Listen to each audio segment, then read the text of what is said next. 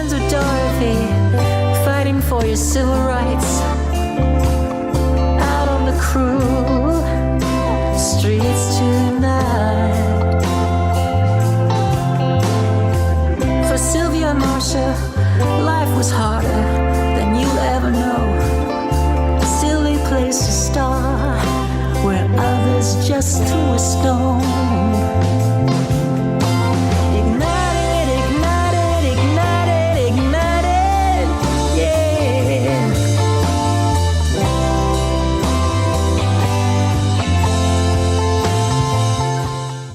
I'm joined this morning, coming to us all the way from beautiful downtown Cllr, with the Mayor of South Dublin Council himself, Councillor Peter Kavanagh. So welcome, Lord Mayor, and Fáilte Roid.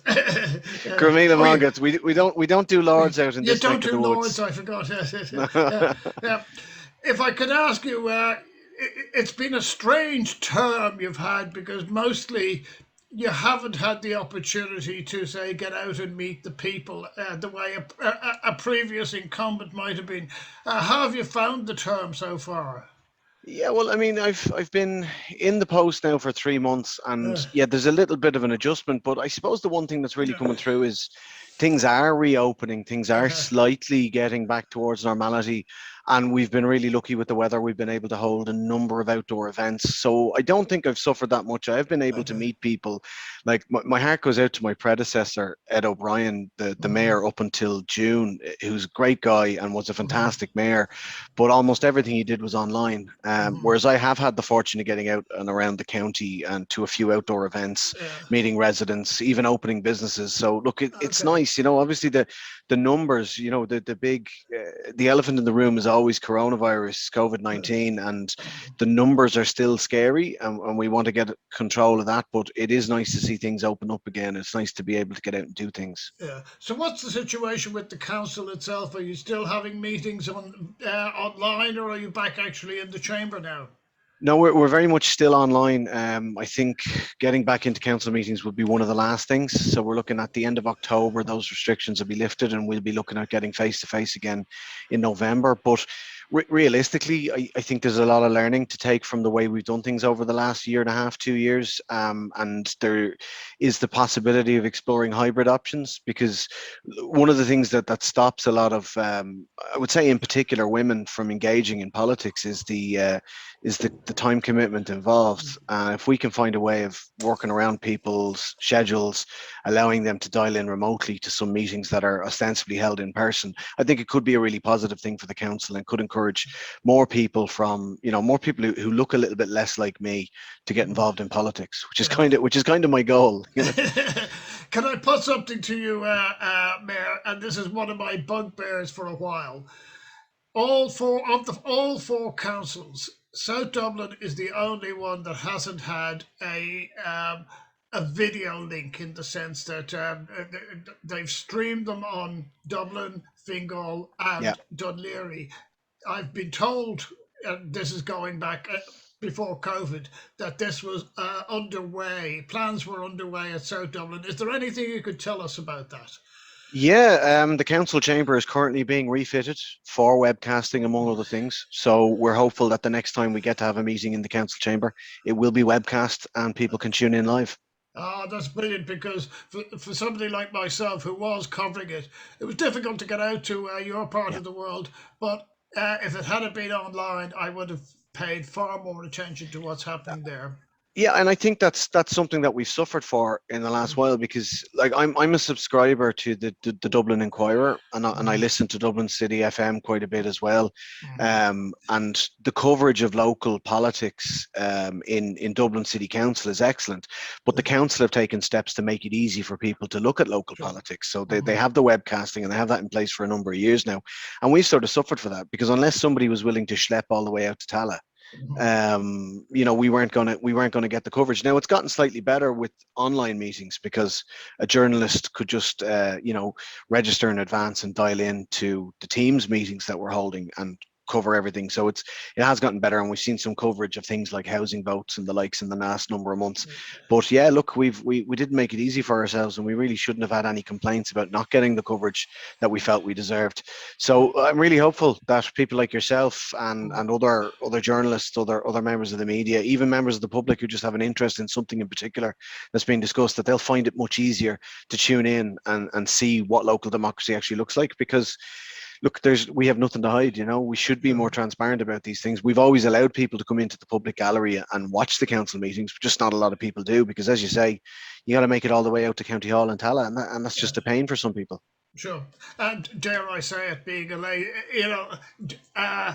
the type of person that I am, it's so much easier if you can get up in the next morning and tune into a webcast and say, oh yeah, well, and you can skip through it and all of that, which helps a great deal.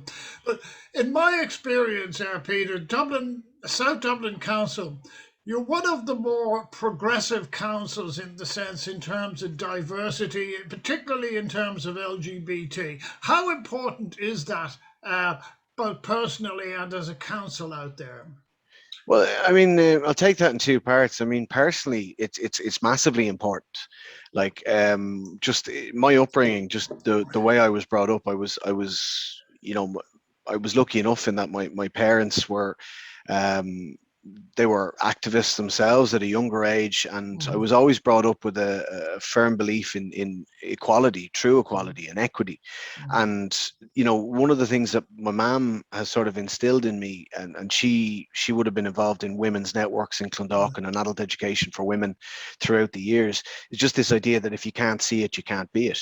And for us, that means that we have to elevate people who are not from your traditional Irish political backgrounds into political roles. So that's people who are LGBTQ+, people who are, women, people who come from migrant backgrounds, people who were born in other places, people from the traveller community.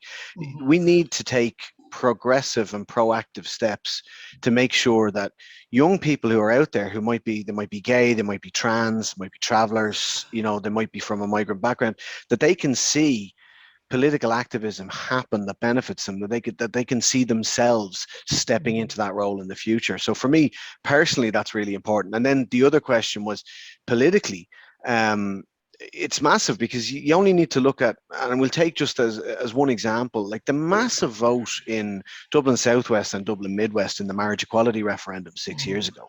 Like, if we're not taking steps to recognise, first of all, the role that the LGBTQ+ community plays in South Dublin, but also the disadvantages that members of that community face, then we're completely ignoring the will of the people. Because the will of the people indicates that we want to recognize and acknowledge not just the existence but the positive contribution of the LGBTQ+ community in South Dublin. So politically, it's a no-brainer to be progressive and proactive when it comes to supporting and acknowledging LGBTQ+ campaigns and groups of people, support groups, and the citizens themselves. Yeah. How important then is it that these ideas and these interests and these issues are raised by people from the communities themselves? Now, I know from experience that I think there's three, as far as I'm aware. There might be more. Feel free to correct me on this. There are three members of your council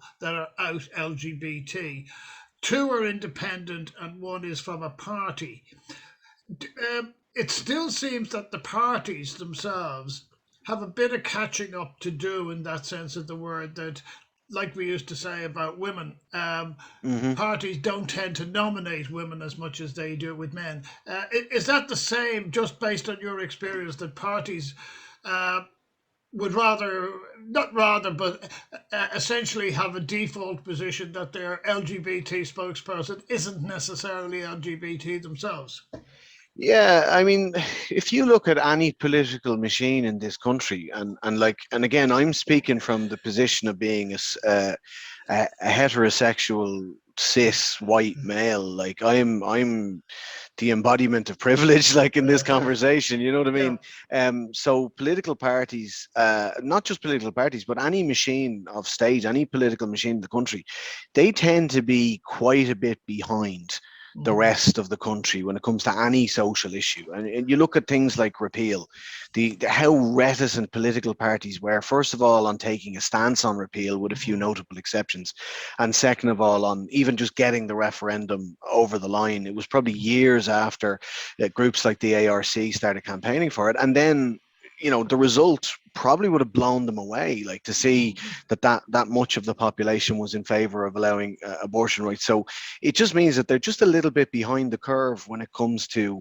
things like, and you mentioned there, like, they don't have enough LGBTQ plus people in their own ranks, and that they need to be promoted in the way that, and I think it's telling there that, like we used to say about women, we're still fighting that battle in politics, trying to get women candidates. When we're only one general election into a cycle of having quotas for female candidates.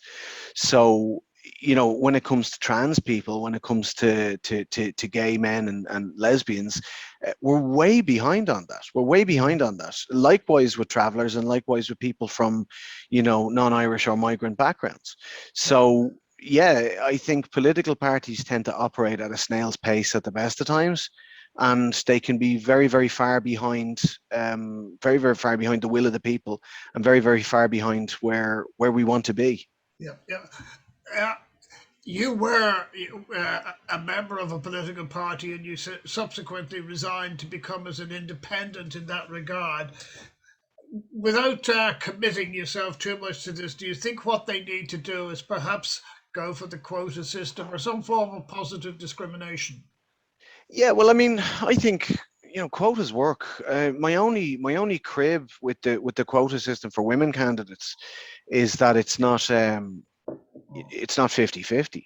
Like, if the aim is to make it representative of the population, and the population is currently, I think, 51% women and 49% men, speaking in the broadest terms, and that obviously ignores the significant amount of non-binary or trans people, but just in the broadest terms, you're looking at about 50-50, and yet the quota is at about 20%, and it's 20% for candidates only. So the larger parties can use that as a sort of a throwaway. Actually, we'll run a few women who don't have a hope in certain constituencies. So if you're going to do the quota system, you have to do it well, you have to do it right, and I think positive discrimination does work, but you really have to get it. You have to get it spot on. I think there are other forms of pushing people from the LGBTQ plus community to the fore that don't involve electoral politics. And one of the ones that you mentioned there, like spokespersons on LGBT issues, that they tend to be as well from the cis het side of things. So maybe you could bring in members of the party who are not elected representatives to speak on these issues. Again, it's more important to hear this from the community rather than about the community. But I think one of the key things that parties could do is address membership, and address membership in particular at youth level. And you only really need to look at, particularly in the bigger, more traditional and older parties, you just need to look at the committees at colleges of their youth wings, and you tend to see sort of cookie cutter white males. Like, nothing against white straight men, I am one. But again, I think we just need to all take steps and strive to make politics look a little bit less like me, Yeah. Just slightly diverging, Peter, because I know it's not technically an issue about local government. Again, I've been an advocate of extending the panels for the Shannon, so that those of us who might want to vote in an LGBT constituency, we could do that. At the moment, the Shannon, to me, is probably the most undemocratic institution in the country. What's your general feeling about that? Yeah, I campaigned for Shannon reform in the run-up to the referendum on the abolition of the Shannon. I don't think it should be abolished. I think going to a monocameral system would be really, really bad, especially because at the time when the government at the time were pushing for the abolition of the Shannon, basically all of the power was concentrated in the hands of four people: the Minister for Finance, the Minister for public expenditure, the Taoiseach and the Taoiseach. So you had 4 people running the country. At least the Shannon was in theory a fallback that it could double check laws and things like that. So I think the Shannon's important. But yeah, the way it's constituted at the moment, first of all, the panels as they are largely unchanged for decades. So they don't really represent they don't really represent what our society looks like anymore. So that needs a bit of an overhaul. But definitely, and this is where it is at its most undemocratic, is in the way senators are elected. Like I'm a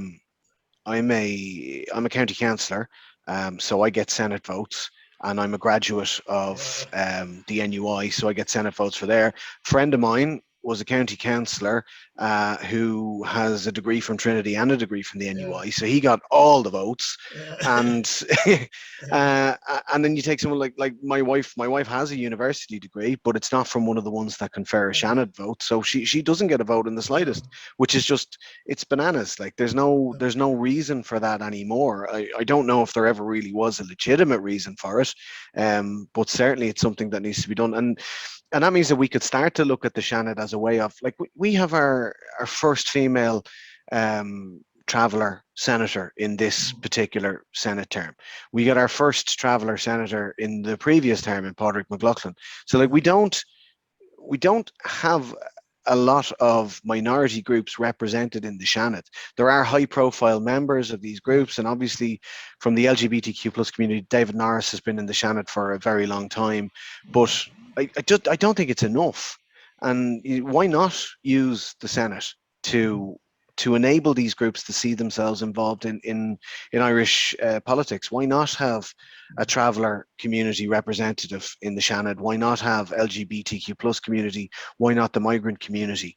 And so on and so forth. I think it'd be far more valuable to have a panel that's built on that sort of mindset than it would to be to have a panel built on the industrial or the commercial panel or the administrative panel, which just seems to be a way of getting ex-county councillors and ex-senators to run again.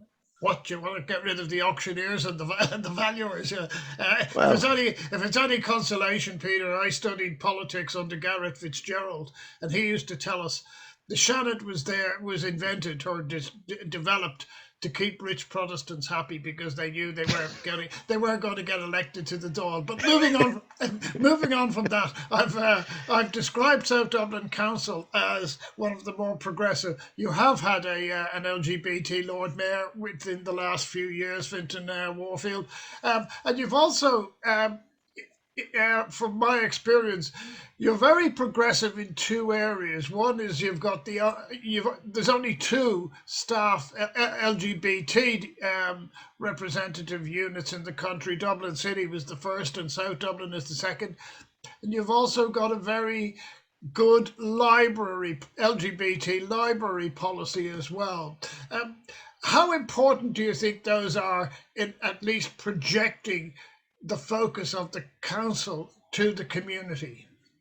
Look, it's vital because we need to be quite public in our, in what we say and what we do. Like there's an old Irish mantra, Bart de rare breather, and it's like your words are no good if your actions don't match it, and that's what we need to be doing. And I'm really enthused because I had a sort of a catch-up meeting with our accessibility officer just a couple of days ago, and we were talking about Make Way Day, which is a really important day where we can highlight how cars and bins and things like that can get in the way of people with disabilities as they try and make their way around the county.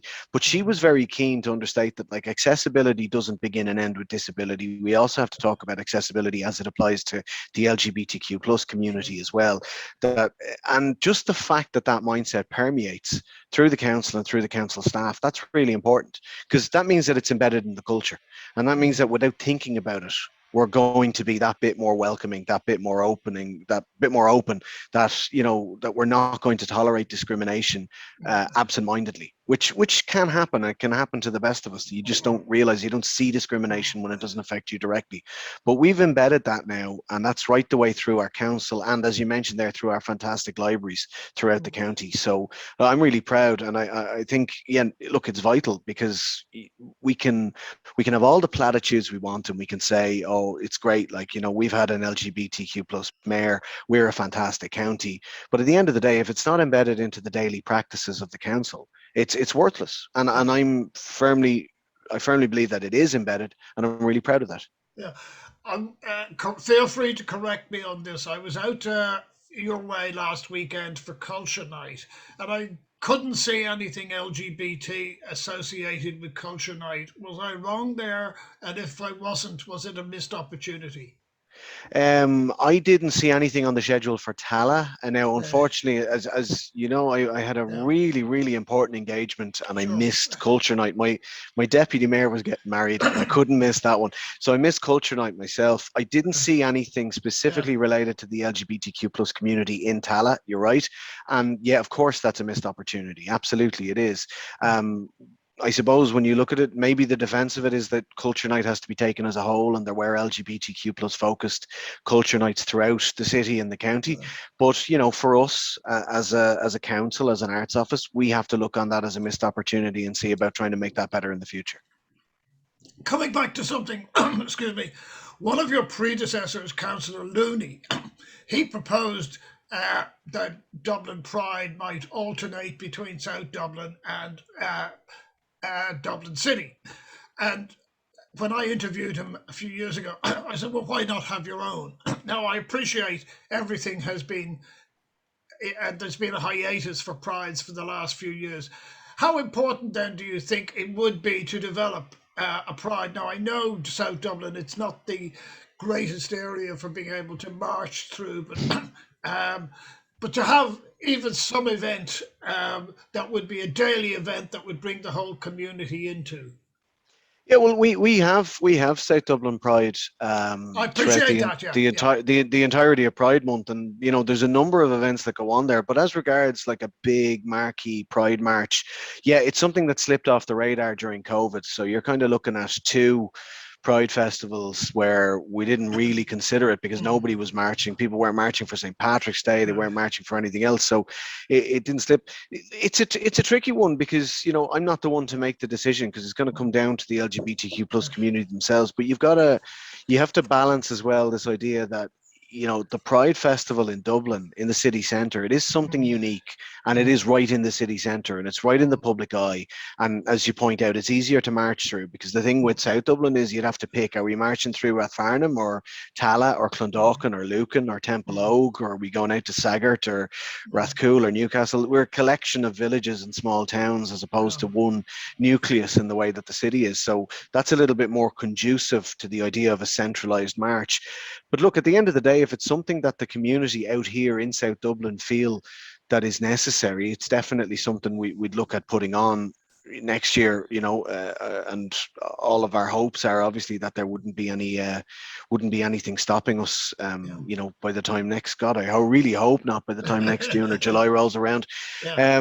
But I mean, when it comes around to June, we as a council, we've very proudly flown the rainbow flag. And indeed the trans flag at various different points of the year on our civic offices, on our buildings, and over at Tallaght Stadium as well. And, over the last 2 years, we've had to cut our cloth according to our measures. There's been a load of online events, a load of workshops, talks, things like that. But yeah, once people start to get back together, we'll have to do something big. We'll do something big. That's for sure. Would it be a Pride March to rival Dublin City? I don't know, and frankly, I don't think so. But if somebody wants to do something, if the community themselves want to do something, we'll facilitate that. Yeah. In your defence, and in the defence of South Dublin Council, you have flown the flag this year and last year, so it's not like it was overlooked. But perhaps, and again, just a suggestion: Tallaght Stadium, it's behind you. Some tents, some booths, some marquees, maybe a stage. Who needs a? You don't necessarily need a march. You just need a place where people can congregate, meet each other, and be Yeah, visible. Well, we had our first ever gig at Tallaght Stadium recently. We had Jerry Fish come out and play as a big sort of a celebration of frontline workers. So, Uh, look, the proof of concept is there. We can do stadium gigs now in South Dublin. We have a fantastic facility in Tallaght Stadium, so it's certainly something we could do. We've got mhm. wonderful public parks as well. We could do some sort of a festival, as you say rightly. It doesn't have to be a march, but we should do something big, especially when it's Uh, going to be the first Pride in 3 years. yeah. We should definitely be doing something big. Yeah, a Pride Day. It doesn't have to be a Yeah. month or it doesn't have to be a week. Something, and this is what I attracted me to contacting you. I've read two reports. One says, one says the Lord Mayor, the Mayor, is going to honour the LGBT and minority communities, and another one said the Mayor is going to celebrate. Now, I'm not going to get too hung up about what the words are, but The what technicalities. Yeah. but what's your thinking behind that, Mayor? Yeah. So when I was elected mayor, every mayor is asked to give a maiden speech and set out their priorities for the year. And the one thing that ran with me was that I really wanted to honor or celebrate, choose whatever word you want, but basically mark those people who, first of all, the people who disproportionately suffered during lockdown, during COVID-19. So the likes of the traveller community, whose morbidity and mortality rates were much higher. Migrant communities, particularly those in asylum, in direct provision centres, they really, really suffered. And then one thing that really struck me as well is young LGBTQ plus people. While maybe we're not talking about medically suffering, we're not talking about like an increased number of cases or all that, but all of a sudden there was this massive cohort of people who are really, really important to us in the council and really important in the county, who couldn't be in the places where they could express themselves properly. And my heart really goes out to the likes of, say, trans teens who couldn't be themselves in some cases. And I've spoken to a few of them over the last number of months who they can't be themselves at home. They're not fortunate enough to have that warm and accepting environment. And they would have gone to the likes of community centres, the likes of support groups, the South Dublin LGBTQ plus network, even gay bars in town, even just getting out and going to Panty Bar, going to the George, where you can actually be yourself among your friends. And that's something that was largely missing for a sustained period of time through the lockdowns.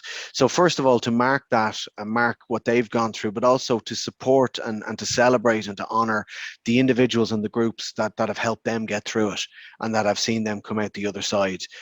So that's it's just a thought that I had, and it's something that I want to make a priority of my year as mayor.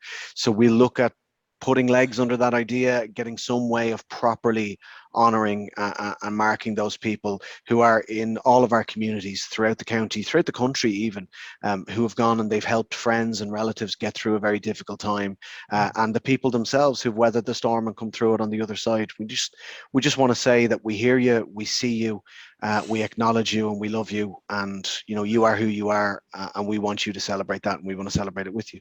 Yeah.